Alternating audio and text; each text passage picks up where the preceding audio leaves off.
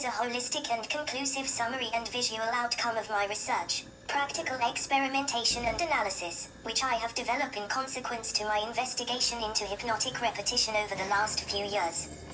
I have attempted to portray my research findings as unreal. In the context of the current crisis, my ability to travel appears to be nothing but a distant memory. The seriousness of the situation is reflected in a torture-like visual metaphor, which is intentionally ambiguous. The title implies a false show or pretense. The opulence of the Venetian mask has an important function here. It depersonalizes the character. We are all entrapped in the vacuum of hypnotic repetition, regardless of status, age or location. The yellow and gold tonation imply a form of celebration, perhaps a masked ball, which allows all participants to misbehave without any possibilities of being recognized and punished. It creates a feeling of safety and removes all unnecessary barriers and limitations. The process of washing is also of significance here. Its aim is to cleanse, purify and remove a burden of recollections and reminders of the past. It is a perfect time to move on and embrace the new normality in the brave and contemporary post-pandemic world. The narrative has a purposefully confused and partially non-sequential timeline. The underpinning idea is to disorientate potential viewers and make them question the purpose of the existence through an interpretation of the meaning of my video.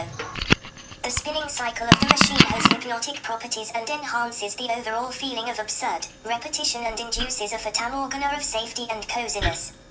In contradiction to logic, opportunities arise in life in order to break the mundane phenomenon of entrapment and never-changing routine. Perhaps, with increased sensitivity of observation, we would be able to free ourselves from this ballast and seek other endeavors and experiences to continue to make progress, develop and flourish. The masquerade of head spinning continues, while we are all waiting for something to change and happen. This crazy pirouette continues forever. One broken cycle leads to another entrapment. New becomes old almost instantly. One fulfillment expectantly turns into a disaster and we remain unsatisfied, while traveling on a piece of rock through space paradoxically, entrapped in a hope that the final destination is anything but death. However, with great and vulgar arrogance, we continue to refuse to accept that nothing lasts forever and everything will turn into dust. Dust and darkness, sick. Since making a decision to immerse myself in the master's degree course, I have found a real depth of interest, a hunger for research and my creative responses. My whole life has now become engaged in this exciting endeavor and phenomenon, helping me view the world from different perspectives and understanding the human condition with a new depth. I feel that it is essential that I continue to make progress on this journey, while developing responses to people suspended in the vacuum of hypnotic repetition.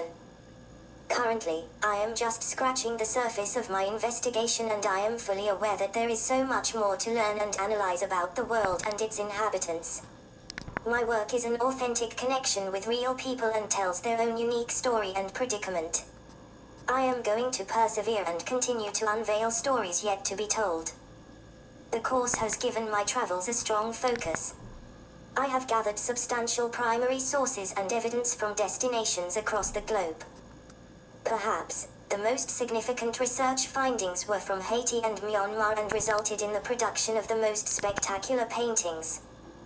They have inspired me to develop new and innovative ways of working and experimenting with image making, which are appropriate to the subject. They combine the best of traditional achievements and the power of contemporary thinking and deep reflection.